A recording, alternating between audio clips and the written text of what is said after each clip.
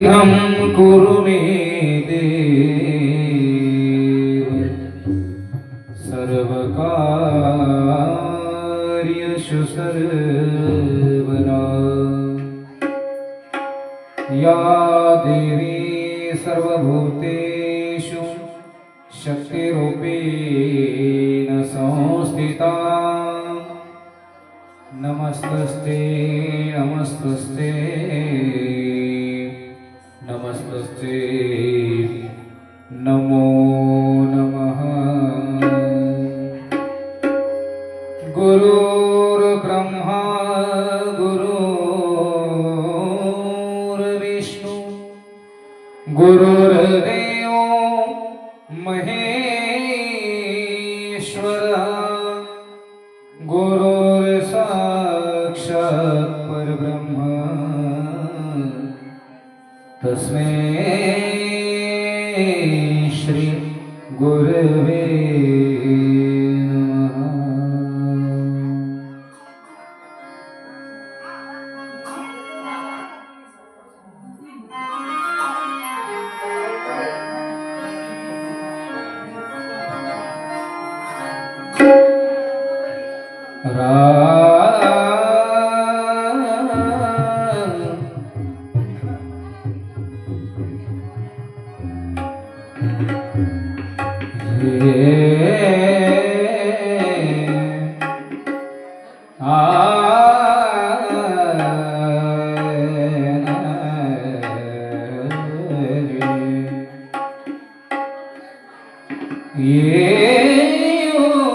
विठ्ठले भक्तजन वत्सले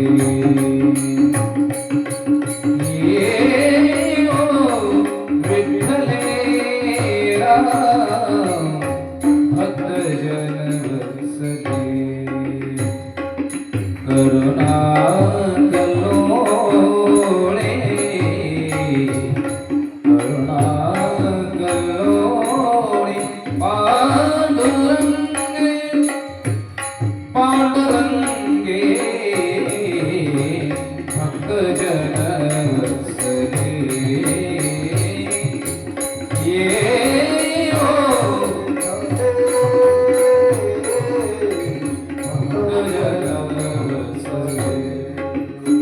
सजल जलदघन पीतांबर परिधान ये उद्धरण केशवराजे केशवराजे भक्तजन वत्सले ये विठ्ठले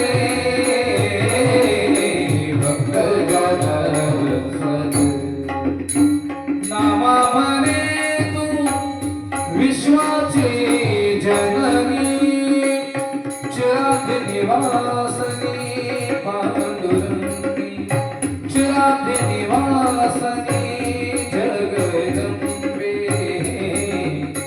भक्तजन वत्सले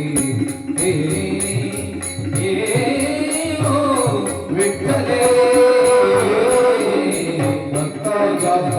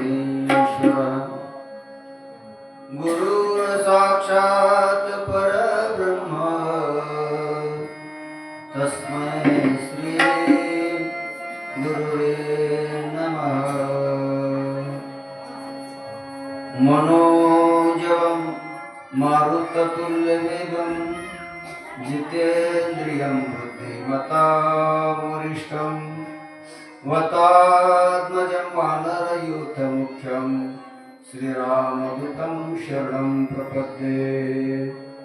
कुञ्जन्तं राम रामेति मधुरं मधुराक्षरम् आरुह्य कविता शाखा वन्दे वाल्मीकि कोकिलम्।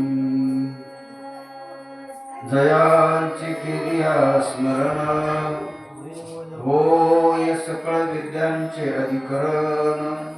देची वंदो श्रीचरण श्रीगुरूचे ते नमस्कार नियाता। आता हृदय हे आपुले चौफाळुनिया भले वरी बैसऊ पाऊले श्री गुरूंची। श्री गणेशाय नमः, श्री सरस्वती नमः, श्री गुरुभ्यो नमः। आज जवळजवळ कथेचा तिसरा दिवस आणि या तिसऱ्या दिवसाच्या कथारूपी वाघपुष्प भगवान दत्तात्रयाच्या चरणी समर्पित करत असताना छोटे छोटे काही प्रसंग आहेत आणि गोड प्रसंग आहेत। जेवढा आपल्याला धावता येईल तेवढा धावण्याचा प्रयत्न करू। चिंतन कर। दिगंबरा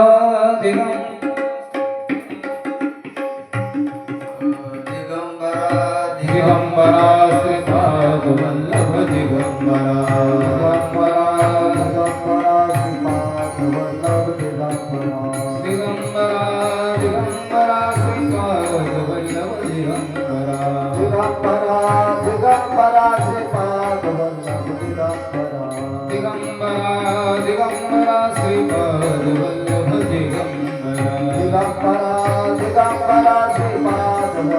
दिगंबरा दिगंबरा दिगंबरा श्रीपाद दिगंबरा दिगंबरा श्रीपाद वल्लभ दिगंबरा दिगंबरा दिगंबरा श्रीपाद वल्लभ दिगंबरा श्रीपाद वल्लभ दिगंबरा दिगंबरा दिगंबरा श्रीपाद वल्लभ दिगंबरा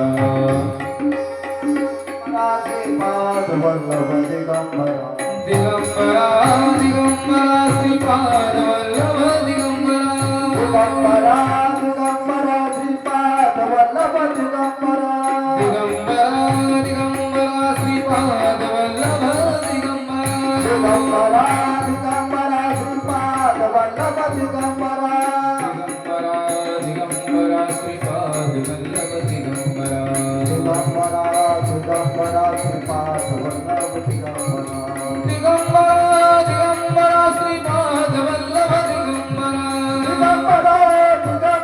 श्रीपाद वल्लभ दिगंबरा दिगंबरा दिगंबरा श्रीपाद वल्लभ दिगंबरा दिगंबरा दिगंबरा श्रीपाद वल्लभ दिगंबरा दिगंबरा दिगंबरा श्रीपाद वल्लभ दिगंबरा श्रीपाद वल्लभ दिगंबरा श्रीपाद वल्लभ दिगंबरा। श्री गुरुदेव दत्त भगवान की श्री दत्त जन्म महोत्सव आणि श्री गुरुदत्त या श्री गुरुचरित्र पारायण सोहळा वर्षे 14वे आणि या सुंदर अशा कथेकरिता थोर महात्म्यांचे आशीर्वाद आपल्याला प्राप्त झालेले आहेत। वैकुंठवासी प्रातस्मरणीय बंशी महाराज तांबे यांच्या प्रेरणेने, त्याचप्रमाणे गुरुवर्य शांतीब्रह्म भास्कर गिरीजी महाराज श्री क्षेत्र देवगड संस्थान, त्याचप्रमाणे हरिभक्तीपरायण विश्वास मामा गडा पटेल, त्याचप्रमाणे हरिभक्तीपरायण ज्ञानेश्वर महाराज रेणुका दरबार आणि हरिभक्तीपरायण निवृत्ती महाराज मुरकर, त्याचप्रमाणे संजय महाराज दराडे बंजारवाडी, त्याचप्रमाणे हरिभक्तीपरायण गोविंद महाराज दिनसे असतील, हरिभक्तीपरायण भामदासजी महाराज सिरसाट यांच्या कुशल अशा मार्गदर्शनाने हा चालू असलेला दत्त जन्म महोत्सव आणि गुरुचरित्र पारायण सोहळा आणि त्यामध्ये ही कथा आणि कथेचा तिसरा दिवस। अन्नदाते खूप गोड आहे. रोज पंक्ती या ठिकाणी होत आहे आणि भरपूर असं अन्नदान आपल्या परिसराकरता आपल्या या श्री क्षेत्र कन्हेर वस्ती दत्त मंदिर देवस्थान भगवान दत्तात्रयाच्या पवित्र अशा दरबारामध्ये आणि औदुंबराच्या छत्रछायाखाली ही कथा चालू आहे. म्हणून निश्चितच अगदी चांगल्या पद्धतीने चांगल्या प्रकाराने मला गुणीजन मंडळीची साथ संगत लागते. एकदा त्यांच्याकरता सर्वांकरता टाळ्या झाल्या पाहिजे. इतक्या थंडीमध्ये स्वर लागणं, एक तर यायचं आहे आम्हाला प्रवास करून, आल्यानंतर स्वर लागणं आणि त्या शिंकेवर स्वर लागणं काय असतात ते, हे अशा थंडीमध्ये सूर लागत नाही. पण तरी देखील तुमच्याकरता खूप गोड असं सत्संगत मला प्राप्त झालं. मी माझं भाग्य समजतो. योगायोग भगवान दत्तात्रयाची ती कृपा म्हणा तुमच्यावर आणि माझ्यावर, ही कथाचा योग माझ्याकडे आला. म्हणून आज तिसऱ्या दिवसाची ही कथा भगवान दत्तात्रयाच्या चरणी समर्पित करत असताना काल आपण पाहून गेलो. स्वामी श्रीपाद वल्लभजी तीर्थयात्रा करण्याकरता काशी क्षेत्री गेले. काशी क्षेत्रीहून पुढे प्रवास करत असताना त्यांचा प्रवास हा करवीर गावी झाला आणि करवीर गावी झाल्यानंतर बराच काळ अवधी त्या ठिकाणी गेल्यानंतर एका भक्ताला वचन दिलं. वचन कसं दिलं की अनेक प्रकाराने पुढे अवतार घेणार आहे. जसं जसं मला ज्ञानकार्य यस जगाच्या हिताकरता जगाच्या कल्याणाकरता देता येईल अशा प्रकारचं कार्य करण्याकरता माझे अनेक अवतार पुढे होणार आहे. या अवताराचं अवशेष मी आता या ठिकाणी समर्पित करत असताना श्रीपाद वल्लभजींनी स्वामीजींनी म्हणजे त्या ठिकाणी आणि हा संपूर्ण व्याख्यान सिद्धांच्या मुखातून नामधारकांना सर्वांनी केला जातो आणि नामधारकाचं आणि सिद्धाचं जे व्याख्यान आहे जे या ग्रंथाचे करते आहेत गंगाधराचा सुत सरस्वतीजी या ठिकाणी हे पूर्ण वाक्य तुमच्या आमच्यापर्यंत पोहोच करतात. म्हणून अत्यंत गोड आणि माधुर्य आपलं कल्याण करणारी कथा म्हणजे श्री गुरु चरित्र कथा आहे. सर्वसामान्यांचा उद्धार करणारी ही कथा आहे. एकदम विश्वासाने श्रद्धेने जर तुम्ही ती श्रवण केली तर आपल्या मनोकामना इच्छा पूर्ण करेल अशी निश्चितच भगवान दत्तात्रयाच्या चरणी प्रार्थना करतो आणि कथेकडे येतो. पुढे प्रवास करत असताना कोणतंही शरीर असो ते ठेवत असताना आपल्याला 3 विधी दिलेले. बरोबर? किती विधी दिले? 3 विधी दिले. पहिला विधी पवित्रात पवित्र विधी दिला अग्निसंस्कार. आणि दुसरा विधी दिला दुसरा कोणता? दफन. आणि तिसरा एक विधी होता पूर्वी आता तो राहिला ना जलदान विधी. कोणता? जलदान विधी. पूर्वी होता का नाही? तू म्हणलं आम्हाला काय मला आम्ही अजून काही गरज नाही. जलदान नावाचा विधी म्हणजे त्या काळामध्ये मृत व्यक्तीला सजवणं शृंगार करणं म्हणजे पूर्ण असंच आहे असंच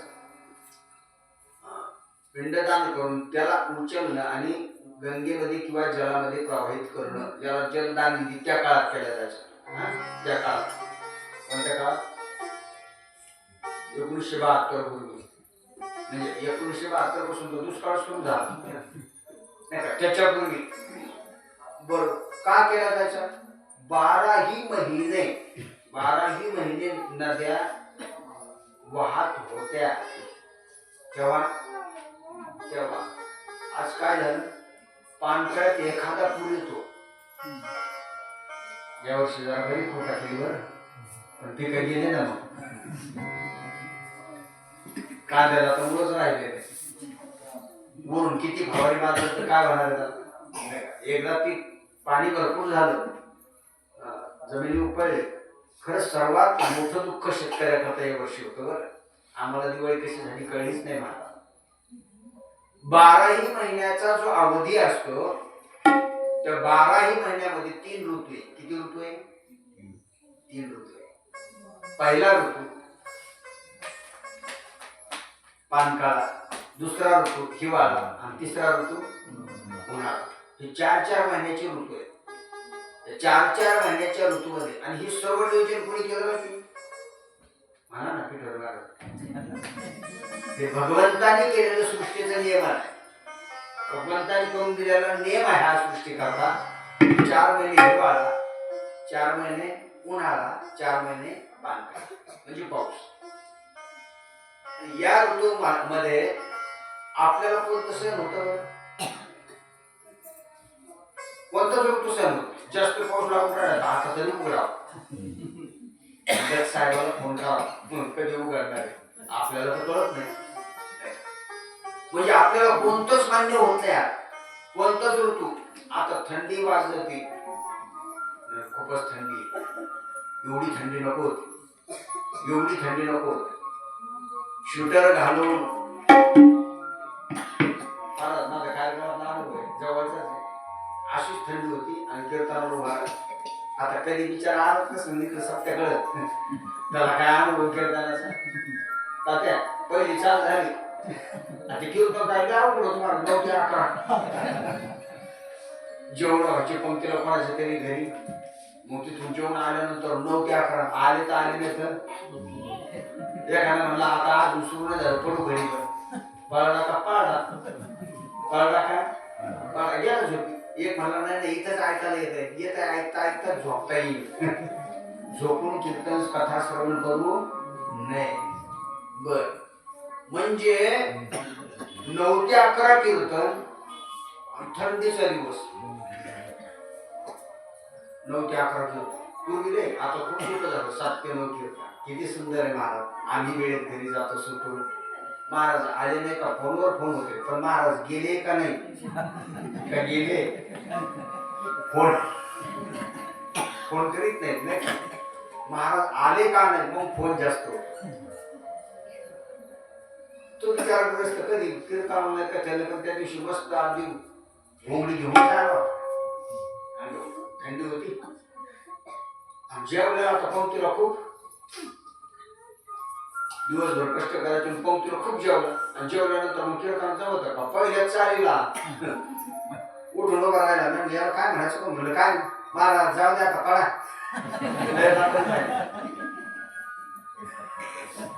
गंमत असते महाराज. ऋतू कोणताच सहन होत नाही पण त्या काळामध्ये 12ही महिने पाणी नदींना असायचं. बघा आपला काही जुन्या लोकांचा अनुभव, जुन्या लोकांचा अनुभव कुठेही जिरा केला जायचा. जिरा तरी पाणी त्यात होत. आपण गुराढोराकडे शेळ्या करा असायचं ना तर वड्याला जरी आपण थोडं 1-2 फूट जरी खड्डे केलं ना तरी पाणी यायचं वरती, पाणी तयार व्हायचं आणि मग ते पाणी असं हाताने बाहेर फेकायचं. हा बाहेर फेकायचं. बाहेर फेकलं का मग निघतं स्वच्छ पाणी यायचं आणि मग ते पाणी प्यायचं. बरोबर काय महाराज उन्हाळ्यामध्ये चैत्र वैशाखात पाणी असायचं. अरे ना चैत्र वैशाखात पाणी असतं. काय दिवस होते. आता 300 फूट वर मारला तर फुटोटाच कमी व्हायला. किती फूट? 12 महिने पाणी वड्या अन्नधान्य असायचं म्हणून तो विधी केला जायचा. काळ बदलला, दिवसमान बदलले आणि मग काय झालं त्याचं जलदान दिली त्या काळात. म्हणून त्यांनी सांगितलं मी माझं शरीर आता त्या जलामध्ये समर्पित करतो आणि पुढचा अवतार माझा नरसिंह सरस्वती या रूपाने प्रगट होणार आहे असं त्यांनी आपल्या शिष्यांना भक्तांना सांगितलं स्वामीजींनी, श्रीपाद वल्लभाजींनी. आणि त्यांनी बराच अवधी करवीर ठिकाणी घातल्यानंतर अनेक लोकांचं कल्याण केलं, अनेकांचे रोग बरे केले, अनेकांच्या पीडा हरण केल्या, अनेकांचं दारिद्र्य घालवलं.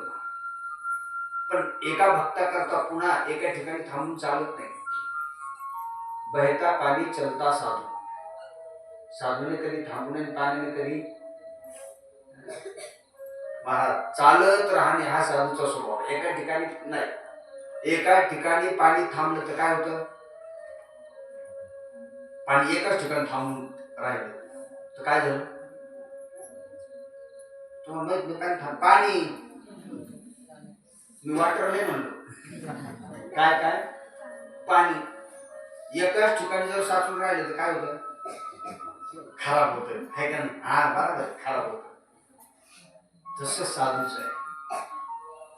तीर्थाटन करत असताना त्यांनी शब्द दिला आणि आपलं शरीर त्या जलामध्ये देऊन टाकलं. तिथून पुढे त्यांनी सांगितलं की मी आता पुढे महाराष्ट्रामध्ये कारंजा या गावी, कोणत्या गावी? कारंजा या गावी मी प्रगट होणार आहे, म्हणजे माझा अवतार होणार आहे, जन्म होणार आहे. आणि सुंदर अशा कुळामध्ये, पवित्र अशा कुळामध्ये, पवित्र अशा स्थळी, पवित्र अशा देशामध्ये मी पुढचा अवतार घेतोय. आणि हे जगाच्याच उद्धार करतात. ते ज्ञान वेगळ्या वेगळ्या क्रमाने देवाला व्यक्त करीत. किती जणांना वाटतं मला सद्गुरू भेटावा? या जन्मात नाही तर कमीत कमी पुढच्या जन्मात. कोण भेटावा? कोण भेटावा? जोरात बोला ना. सद्गुरू कळतो ना? गुरु वेगळा, सद्गुरू वेगळा आणि श्रीगुरु वेगळा. गुरु कोण? गुरु कोणी असतो? गुरुचे अनेक प्रकार असते. गुरुचे अनेक प्रकार असते. मला असं काही नाही. एखाद्या गुरुने, एखादे व्यावहारिक गुरु वेगळे, पारमार्थिक गुरु वेगळे. व्यावहारिक गुरु म्हणजे कसे? एखादी क्रिया करायला शिकवली तर तो काय झाला? आपला काय झाला? हा. एखादी स्वयंपाक करायला शिकवला ती कोण झाली आपली? तुम्हाला कळतं नाही? गुरु झाली ना. 4 शब्द तिने आपले हिताचे सांगितले संसारातले, बरोबर का? ती कोण झाली? गुरु झाली. एखाद्याने आपल्याला बिडी प्यायला शिकवली, तू कोण झाला? असं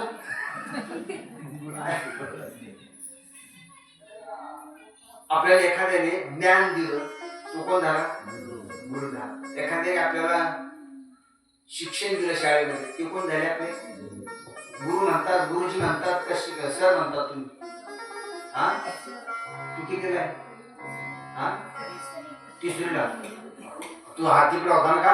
इकडं आता काय जागा बदलली फक्त. मग घड्याला काठी किती? कोणत्या पाठी नाही काढायची? पाठी नाही किती आहे? हा, असं विचारल्यावरती काय दिलाय? तुला हसल्यावर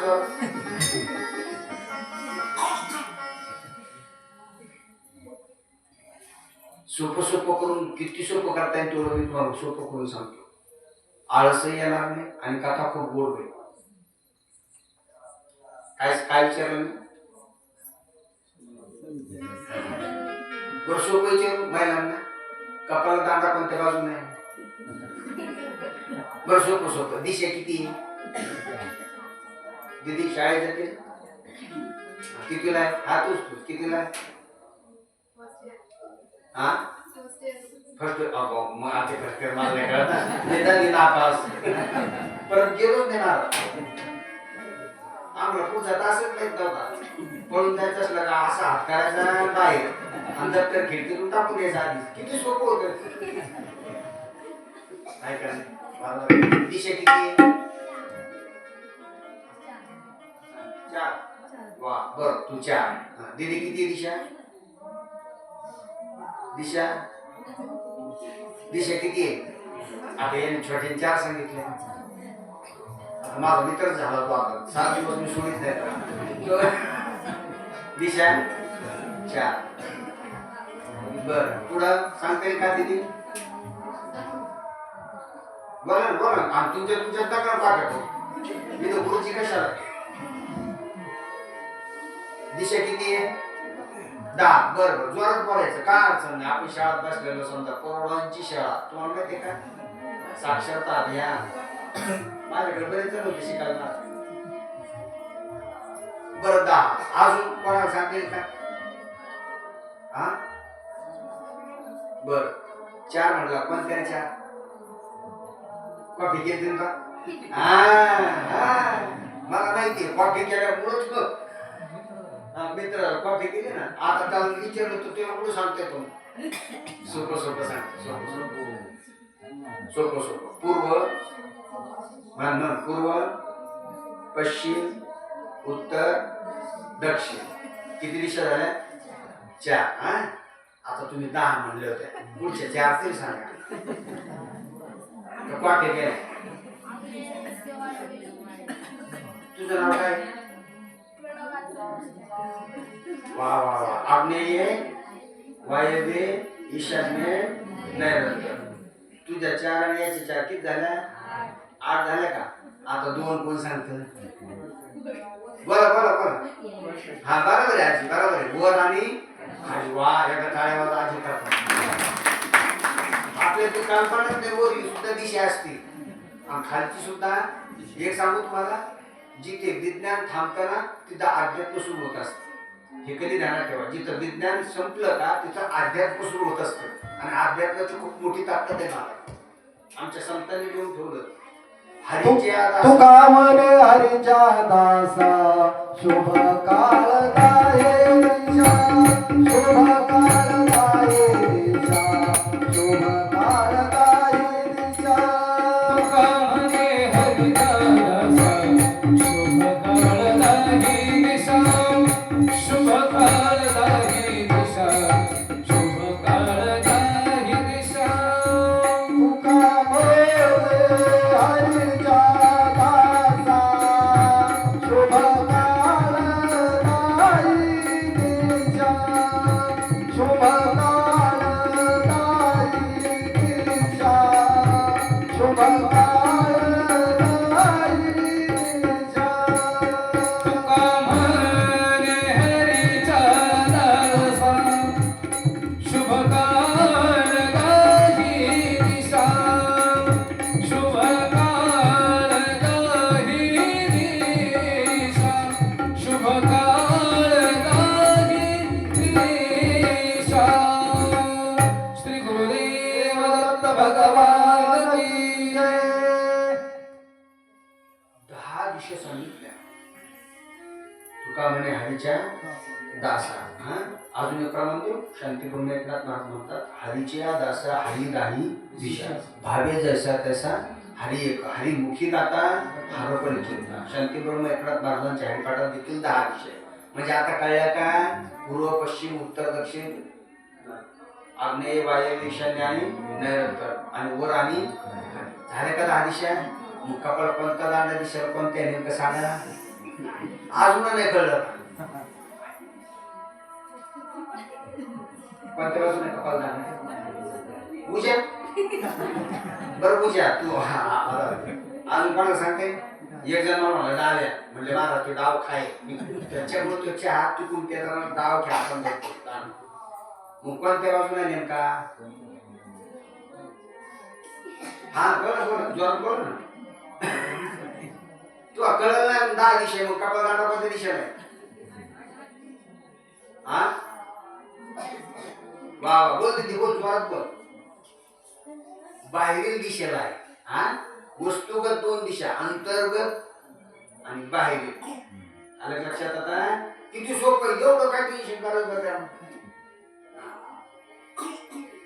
सद्गुरूचे ज्ञान देतात ना ते उपजीविकेचं ज्ञान नाही, ते व्यवहाराचं ज्ञान नाही. सद्गुरूचे ज्ञान देतात ना साधकाला, शिष्याला, तर ते जे ज्ञान आहे ते उद्धाराचं, मुक्तीचं ज्ञान आहे. कोणतं ज्ञान आहे? उद्धाराचं, मुक्तीचं ज्ञान आहे. म्हणून सद्गुरू सारखा सोयरा जर जोडला, सद्गुरू सारखी जर मैत्री आपल्याशी असेल तर निश्चित आपलं कल्याण होतं. म्हणून सद्गुरू जोडावा. कोण जोडावा? नामदेवांनी खूप गोड वर्णन केलं.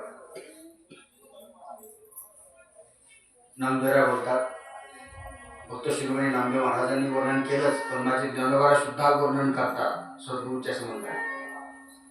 केवढा मोठा अधिकार दिला. ज्ञानोबा बोलतात, गुरु हा संत कुळीचा राजा, गुरु हा संत कुळीचा राजा, गुरु हा संत कुळीचा राजा, गुरु हा संत कुळीचा राजा.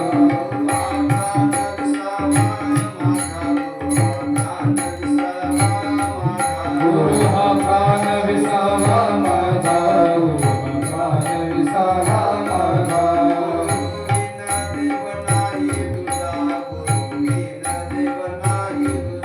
गुरु विना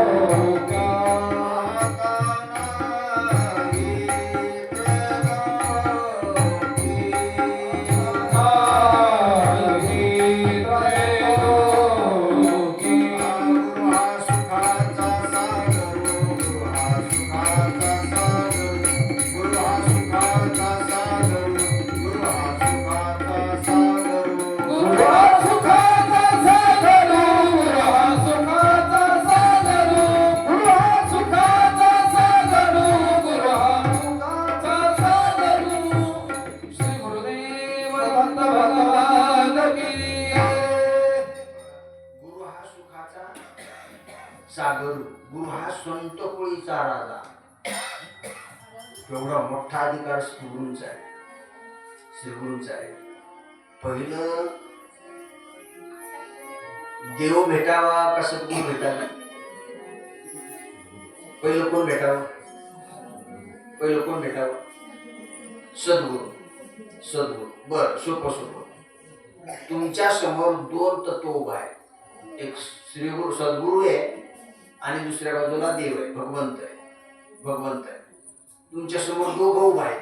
मग तुम्ही पाय कोणाचे धरणार आहोत? कोणाचे काय पडणार आहोत? देवाचे. बर, तुम्ही देवाचे म्हणतो. तुम्ही हा ज्याचा काळावाचा त्यांच्याकरता तुम्ही आहात. आपण देवाकडे. त्यांनी सांगितलं सद्गुरू. का बरं सद्गुरू? तर त्याचं कारण आहे सद्गुरूमुळे देव जोडला. हा पुरावा देतो तुम्हाला. कबीरजी महाराज म्हणतात, गुरु गोविंद दोनो खडे. गुरु गोविंद दोनो खडे किसके लागू पाव. कोणाच्या आधी पायाला लागू? बली हरी गुरु आपकी जो गोविंद दिये बाबा. तुमच्यामुळे मला गोविंद दिसलाय ना, म्हणून पहिले पाय कोणाचे धरायचे? सद्गुरु वाचून संसार. अरे सद्गुरु शिवाय देव जोडला जात नाही. 24 तास भगवंताच्या सानिध्यात आहे, पण देव कळाला नाही. एक भक्त शिरोमणी नामदेव महाराज. 2 श्रीमद भागवतामध्ये एकादश स्कंदामध्ये उद्धवजींना भगवान स्वतः सांगतायत, माझी संगती करण्यापेक्षा उद्धवा तू सत्संग कर. सद्गुरूच्या सानिध्यात जा, सतत संतांच्या सानिध्यात युक्त राहा. बघा तुम्ही, सत्संगेन ब्रह्मप्राप्ये. श्लोक एकादश स्कंदामध्ये श्लोक होतो श्रीमद भागवताचे. सत्संगेन ब्रह्मप्राप्ये दुस्तरम तरते चिराग प्रयत्नेन. काय? सत्संगम सततम कुरु. तू सतत काय कर? सत्संग कर बाबा उद्धवा. उद्धवाने प्रश्न केला, देवा संतांच्या सानिध्यात का म्हणून जायचं? म्हणले माझी प्राप्ती होईल. आणि तू तर मला प्राप्तच आहे ना. मी प्राप्त आहे, हा राहावा, हा टिकावा प्राप्त झालेला, म्हणून सतत सत्संग करायचा. आता लक्षात आलं ना? देव जाऊ शकतो. जिसको जीवन में मिला सत्संग है, उसको हर घड़ी आनंद ही आनंद है. उसको हर घड़ी आनंद ही आनंद है. जिसको जीवन में मिला सत्संग है, उसको हर घड़ी आनंद ही आनंद है. उसको हर घड़ी आनंद ही आनंद है. उसको हर घड़ी आनंद ही आनंद है. जिसको मेरा कबीरा ने गाया, सुरदासनी दर्शन पाया. जिसको मेरा कबीरा ने गाया, सुरदासनी दर्शन पाया. सुरदासनी दर्शन पाया. जिनके हृदय में राम नाम बंद है, उसको हर घड़ी आनंद ही आनंद है. उसको हर घड़ी आनंद ही आनंद है. उसको हर घड़ी आनंद ही आनंद है. जिसको जीवन में मिला सत्संग है, उसको हर घड़ी आनंद ही आनंद है. उसको हर घड़ी आनंद ही आनंद है. उसको हर घड़ी आनंद ही आनंद है. गो सदगुरुदेव दत्त भगवान की जय. त्याचा सत्संगच जर सतत असेल तर त्याच्यासारखा आनंद त्याच्या जीवनात दुसऱ्या जगात कोणाला नाही. कोट्याधीश जरी असला पण सत्संग नाही. का बरं सत्संग करावा? तर त्याचं कारण आहे. शांती ब्रह्म एकनाथ महाराज आपल्या भागवतामध्ये ओळी करताना कशी केली बघा. हा दुःखरूप असणारा मायारूप असणारा संसार हा त्रासदायक असणारा संसार तरुण जायचा असेल तर सद्गुरू शिवाय करता येत नाही. संसार तरावया जाण एकनाथी भागवतात कशी ओळी दिली. संसार तरावया जाण सत्संगतेची प्रमाण त्यांचे भावे धरिता चरण दिनोद्धरण त्याचे. पहिलं त्यांचे पाय धरले पाहिजे. जोपर्यंत संतांचे चरण पाय तुम्ही धरत नाही तोपर्यंत भगवंताची कृपा, भगवंताचं दर्शन, भगवंताचा सगुण निर्गुण साक्षात्कार तुम्हाला होत नाही. परोक्ष अपरोक्षता कळत सद्गुरूच्या सानिध्याचा. एरवी परोक्षता कळेल, कथामधून कीर्तनातून देव आहे, पण सद्गुरू प्रत्यक्षात दाखवतो. म्हणून सद्गुरू करावा. तुमच्या आमच्यात देव आहे किंवा नाही? बोला. देव आहे की नाही? आपला देव आहे. देव आहे म्हणून तर आपण ऐकतो. मी दिसतो का सर्वांना? इकडे बघा, दिसतो का? कोण दाखवतो तुम्हाला? तू म्हणा डोळ्याने पाहतो. मग मेलेल्या माड्याला डोळे ते कोण पाहत नाही.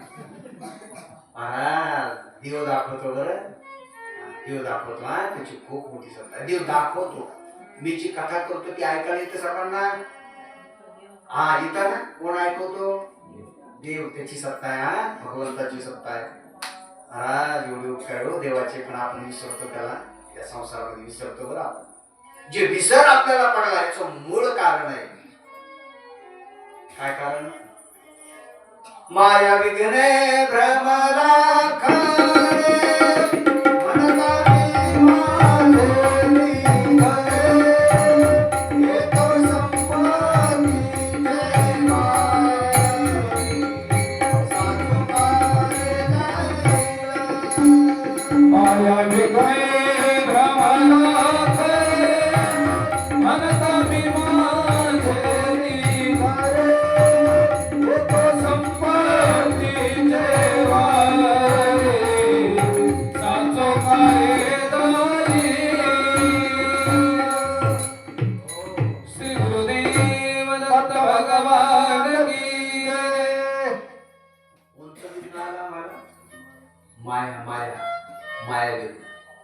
नामदेवराच्या माया विघ्न का गेलं तर त्याचं कारण आहे. त्यांना देव कळाला. अगोदर नाही कळाला. अगोदर तर देवाशी बोलत होते नामदेवराय. देवाला जीव घालत होते. देवाला दूध पाजत होते नामदेवराय. रवळत गेले का? महाराज दूध पाजायचे बरं. ऐकलं नाही त्या. नाही देवा असं कुठं असतं का? घ्यावं लागेल तुम्हाला. जेवावंच लागेल तुम्हाला. आज मी आलो म्हणून तुम्ही जेवत नाही का? माझ्या वडिलांच्या हातून तुम्ही जेवत असाल, पण माझ्यामुळे तुम्ही जेवत नाही का? तुम्ही जर जेवला नाहीत ना देवा, प्रेम बघा भगवंतावर किती. तुम्ही जेवला नाही, आज जर जेवला नाही ना देवा तुम्ही, तर मी माझं डोकं तुमच्या पायावर आपण इथेच प्राण टाकेन. आणि सुरू सुद्धा केलं प्रयत्न, नुसते म्हणले नाही. आणि मग देव हालचाल करायला लागले. मी देवरला परमात्मा, जगाचा बाप, जगाचा मालक. नामदेवराचा बालकाचा हट्ट बघितला आणि लगेच त्याला सांगितलं थांब थांब बाबा थांब. घेतो दूध. वाटीत दूध आणलं होतं. दूध घेतो. दूध घेतलं. म्हणलं आता देवा तुम्ही दूध तर घेतलंय, मग जेवायला काय अडचण आहे? 2 घास जेवा ना. नाही द्या नाही तुमच्या करता. मी कोणाला नाही सांगणार. ही बूज ही काळबुली तुमच्या आणि माझ्यातच आहे देवा. तेव्हा कृपा झाली. आणि मग संतांच्या सभेमध्ये कच्चे ठरलेले नामदेवराया नागनाथ औंढ्याला पाठवलं. त्यांना कुठं पाठवलं? नागनाथ औंढा. गेले का कधी? औंढा नागनाथला गेले का? गेल्यानंतर